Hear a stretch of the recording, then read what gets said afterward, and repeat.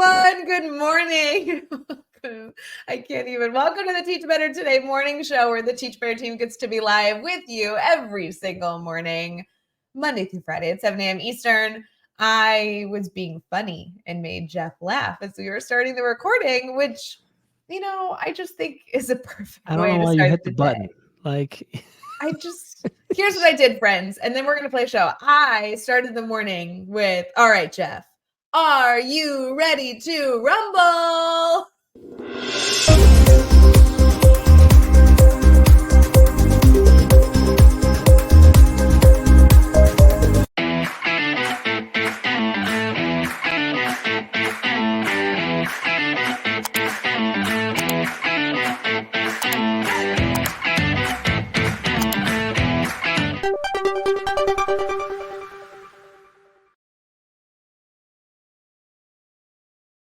I would like to submit a formal complaint and apology on behalf of the Teach Better team if I just yelled loudly in your ear or car speaker. So I apologize, friends. Good morning. So Welcome to Teach Better. Is the complaint against you, but an apology is also from you? Is that? Yeah, it's not a complaint. I want to address the complaint that you may have had that I may have yelled in your ear. If you're in the car or if we're in the headphones, I want to sincerely apologize on behalf of the Teach Better team. It's just one of those days, guys. The coffee's not kicking in. Good morning. Welcome to the Teach Better Today morning show. My name is Ray Hughart. I am here with Jeffrey Raymond Gargas. We are ready to kick off your morning on this incredible November day. It is an incredible day, isn't it? It's just going to be an amazing day. I think it's going to be the best day of all time. The best day ever? The best day ever. I am going to the coffee shop later today, so I'm excited to sit somewhere, put in headphones, and zone out working. I'm very excited for that. I might go to a coffee shop and sit somewhere, put in headphones, and just zone out. Nope. Nope. You have a job to do. I think zone out working is maybe a better. Zone out. I'm just gonna fall into a blissful nap at the coffee shop. No. The people that are in our network, they understand. You close and lock your classroom door. It's quiet. For me in my classroom, I had windows, so I would dull the lights a little bit, turn them off, and then I would put on some music and just hone in and work, and no one would bother me. And it was great. And that's essentially what I'm recreating at the coffee shop today. Okay. It's a good work session where you can work and then you look up at the clock and you're like, oh my God, how has it already been 45 minutes? I just started. It's the same thing happens with a nap. You wake up, you're like, how has it been 4 hours? I guess my work day is over. It's 4. Whatever, No.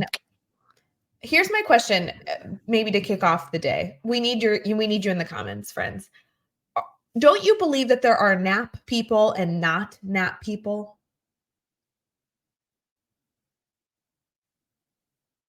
Jeff, are you frozen? Jeff is frozen on my end. What's happening? We were spinning. Am I back for you or not? You're back. Hi. We were both spinning on my end. I guess maybe it was me. I don't know. But I felt like I asked you a really important question and then you just didn't want to respond. I'm getting a connection is unstable. Ooh, it's gotten better though. It's fairly good. That's weird. Are we just rolling still? Yeah, of course we are. Because I just want to know, I asked you if there was such thing, if you believe there was such thing as nap people versus non-nap people, and then you zoned. Yeah, okay. So why I took a nap. No, my answer was that actually I do believe that because even though I was literally just joking about it, I'm not a nap person. So I don't nap.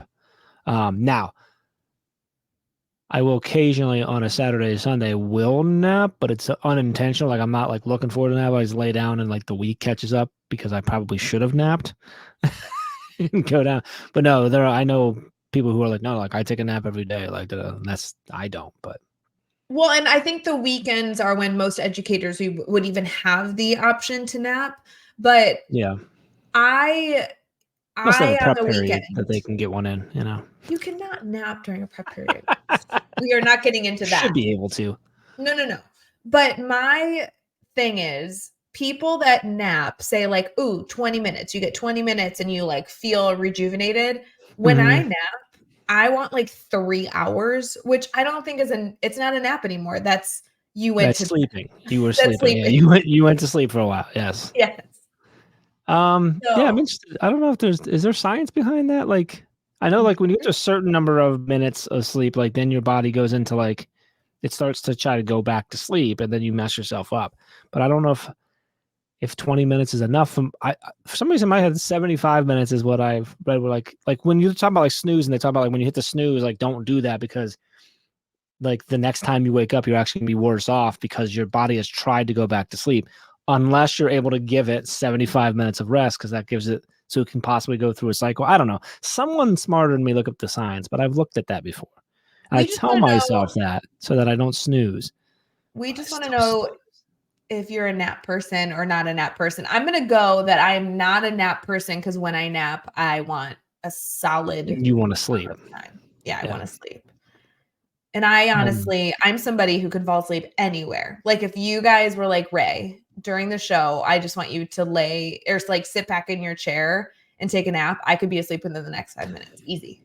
Like I can sleep I anywhere. am And not that. That is not me. yeah, it's a I have blessing and a trouble curse. sleeping most places. So no, not a nap person. Don't sleep well, usually. Well, none of us are going to be sleeping right now because we're getting ready for an incredible day ahead. Yes. Jeff, you have a big day today because you have that presentation with Yeah. With the and then SPI community. Yep. yep, and then we are going to also have our event tonight. So you have a Yeah. really long day ahead. Yeah. Yes. So yeah. So we have our event tonight with Ashley Gore, which is Educreator Club. So if you go over to teachbetter.com/edupreneur launch webinar, I think I got it right.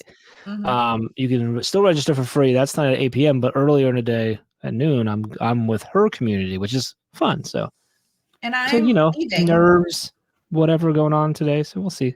No nerves, no nerves. You're gonna be great. I'm excited. And I'm leaving. I'm actually like technically traveling today. Like I'm doing Yeah. the show and then I'm leaving. Yeah. Yeah. I'm going to Ohio and I'm I was gonna say, where do you there. go? I was gonna say you're coming to Ohio, aren't you? Yeah, I think I'm in Ohio. I'm looking. You're I'm nowhere near going. me though. Oh my God, friends. Okay, I will admit. What Oh my just gosh, happened? oh my God, I'm so excited, guys. So the Teach Better team works with a lot of schools, and like Katie is in charge of like booking travel and stuff. So I never like book my own flights, nothing. But I know what work I need to have done. I just don't always know like what day I get to do different things.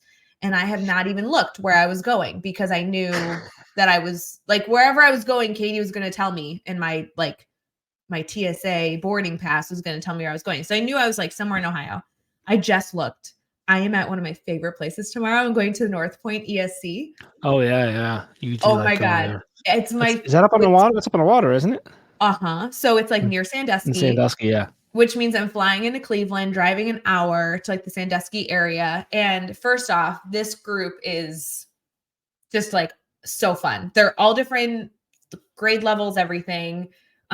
They always are doing really good Well, it's work. different schools It's too, right? Because it's an ESC, right? So you have multiple yeah, districts. Yeah. multiple districts, multiple different like certifications in teaching too, which is kind of Mm. fun.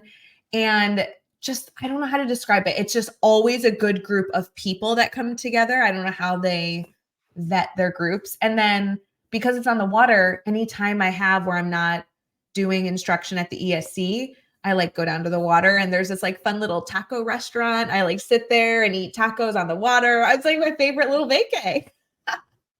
I enjoy. It's been a lot. There's several people, several schools that we work with that you are the one who typically takes care of them and supports them. Where you go and it's like a trip for you, like a 2 day, sometimes 3 day trip, and you're like, you act like you're on vacation. Oh, I like, know.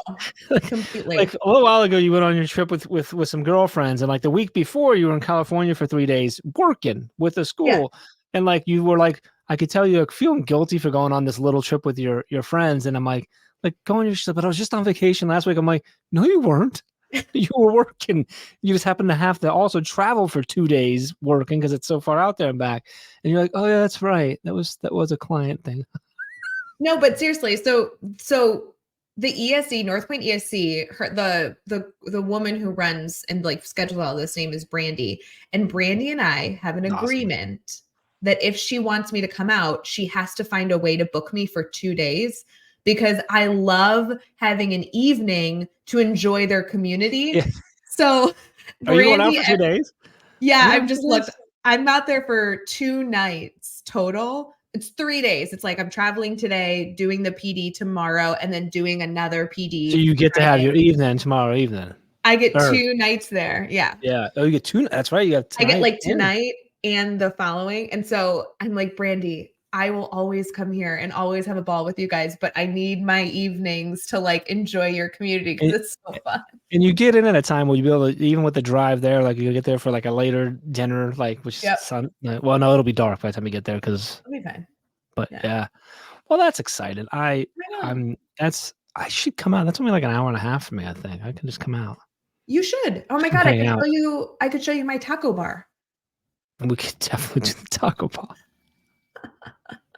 I'm All looking right. at I'm looking at my other now I'm totally not with you live. Now I'm looking, I'm like, well, maybe I will come out and see, right? How far is that from me? Yeah, you You can't go tonight. ahead and talk about what you want to talk about. I'm looking on Google Maps really quick. Here's my suggestions, and then we're going to go into a listener question. My suggestion for all of you is if you have to do something you don't want to do, you have to find ways to make it enjoyable. So when I travel, and this is Chad always makes fun of me because Chad's like, why does it always seem like you're on vacation?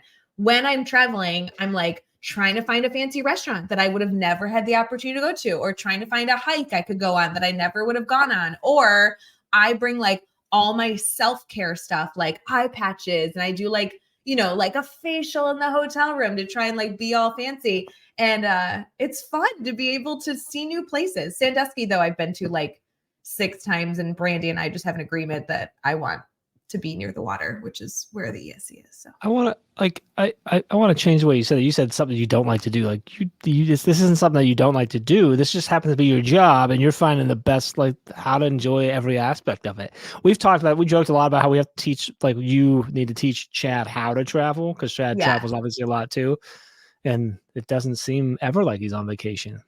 Well, but Chad does more like quick day trips, so those are like long days. He does But a lot because he sports most of the Ohio client. So like he's got to drive right. a couple hours, but it's enough for him to come home and yeah.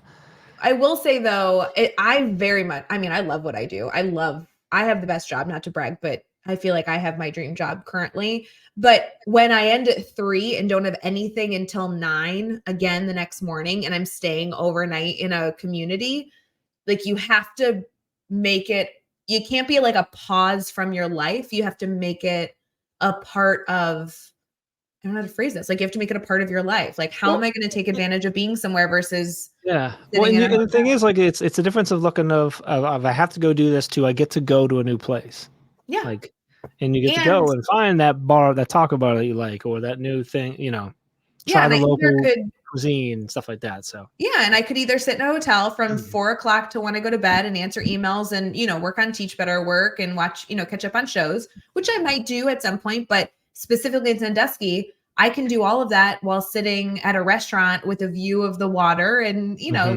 it's a little bit of a different environment to enjoy. So trying to embrace the positives, friends. I love it. I Love it.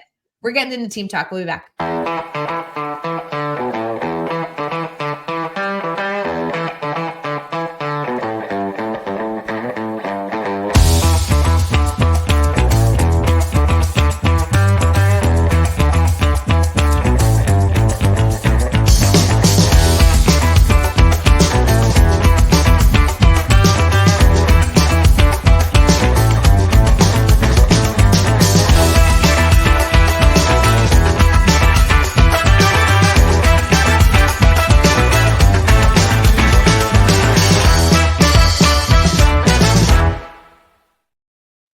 Hey everyone, welcome back to the Teach Better Today morning show. I totally forgot what we were going to do during Team Talk, and I just remembered we're talking formative assessments. Yes, that's what we said we were going to talk about. Yes.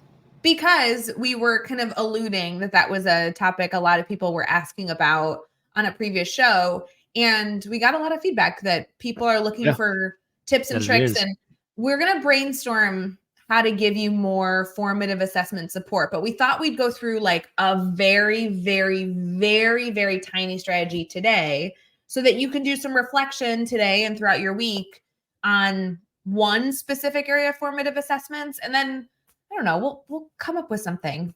Keep hounding us that you want this information. We'll figure out a way to support you to the best of our ability. So we're going to talk formative assessments. Does that work for you, Jeff? That works for me. That's what people. It's funny that we talked about it, and we're like, it seems like a lot of people want to know about it, and then a lot of other people were like, yes.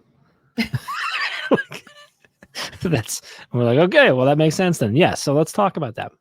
Okay, so the element that we want to highlight today, we're going to go short and sweet, and we would love to hear from you in the comments, is formative assessments typically are unsuccessful when we are not extremely strategic in our objective for the formative assessment.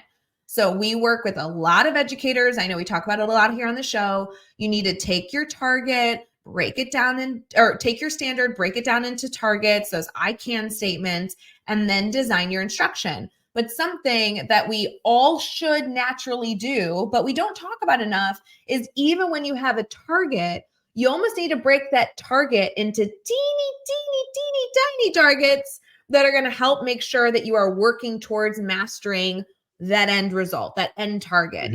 So I actually am going to pull up an example that we're using in a school district that's a second and third grade. I'm going to get rid of our faces so it's bigger for everyone to see. Hold on. Okay, here we go. If you're watching on YouTube or Facebook or whatever, you'll be able to see this. But up on the screen is an example of a second grade standard. We're looking at second grade math. And we actually just did this presentation in the schools over Thanksgiving week. So what we have here is we have the overarching concept of the standard in pink. We're going to be adding and subtracting multi-digit numbers. We broke that down into multiple targets. One of the targets is students can add multi-digit numbers. So again, we're breaking this down. Now, the target of students can add multi-digit numbers is really, really valuable, and that will help us do so many things. But what you'll see on the screen is that then we broke that target into teeny targets that we're going to be looking at building throughout the week. So Monday's going to have a teeny target, Tuesday's going to have a teeny target, and the hope would be at some point all these teeny tiny targets are going to support us in mastering that overarching topic of target of student being able to add multi-digit numbers. So looking at some examples here, the Monday says a teeny target. Students can create a model using base 10 blocks to demonstrate 2-digit addition without regrouping. So again, it's a very, very small concept within this overarching target we're working on. Tuesday says students can design a model of base 10 blocks to demonstrate. Wednesday says students can use a 100s grid, and so on and so forth. And by the end of the week, students have done so many different manipulations of ways to add multi-digit numbers that then they'll be able to say, yes, I can add multi-digit numbers. The benefit of breaking down your overarching target, whether it be a target for a week or a target just for a few days, breaking that down into teeny tiny objectives, is that then that is the only information that you are going to include in your formative evaluation. So for example, every single day, maybe multiple times throughout your class hour, you're going to have different formative check-ins with your students, but your goal is only to have it be strategically aligned with that teeny target. That's going to help you make sure that your formative assessments are really short. That's going to help you ensure that your formative assessments are really targeted to the objective. And it's also going to help you give more effective feedback because you are only addressing a small concept. So something to look at here. Jeff, I know I just presented like a ton of this stuff, but what are your thoughts on this? No, it makes complete sense. I do think it should be teeny tiny target, but that's a separate thing. I think it's no. I mean, to me, it makes sense. That's where we see the success when we work with schools is that you continue to break it down and align it to make sure to go back to what you said, which is the number one reason people struggle with formative is because we don't know the purpose because it's too big, right? And we're like, and I think we talked about it the other day when we talked about, I think when we were talking about retakes, we talked about how by breaking it down into the teeny targets, do that, and creating your assessments with those, it allows you to then, when it's when it's bigger and broader and a student's struggling, it's harder to determine where they're struggling. When you've broken it down like that, it's really easy, or let me say that, easier to pinpoint where they're actually having a struggle because you've broken it down. So now you're able to break down where the struggle is, and therefore it help them to master whatever it is that they're struggling with. Yeah, I would love anything though. That's teeny tiny target. Jeff's complaining because on this sheet it actually just says teeny target, says but teeny.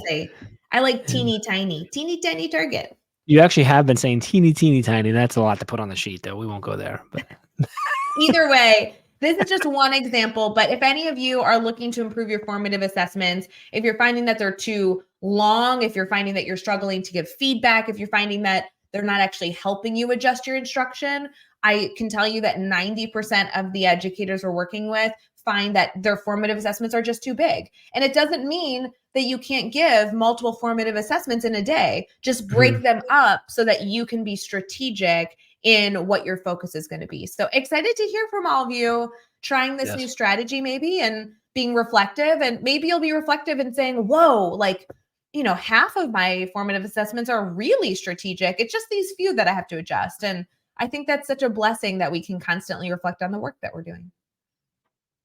Love it.